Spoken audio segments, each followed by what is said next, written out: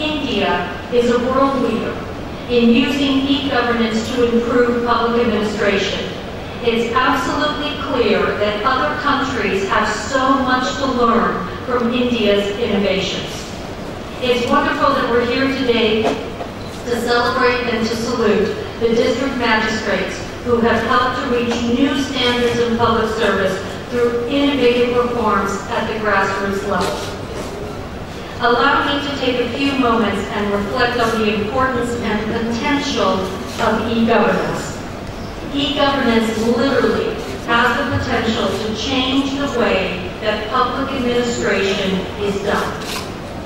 E-governance can be used to reduce the number of steps required to implement flagship schemes and missions. E-governance can be used to make services easier for people to access. E-governance can be used to monitor the delivery of public goods. E-governance can be used to make rules and procedures more comprehensible and understandable to people.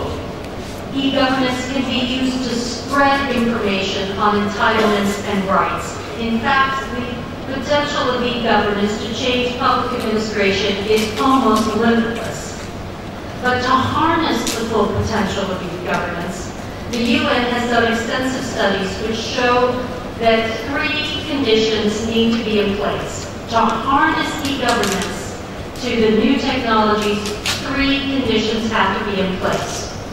First, a broad-based telecommunications infrastructure has to be there. Second, people need to know how to access this infrastructure, and access to the infrastructure has to be either free or very affordable.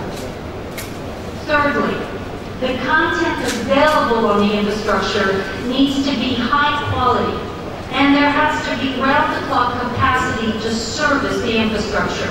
If you have those 3 conditions in place, then e-governance reforms can reach the highest level.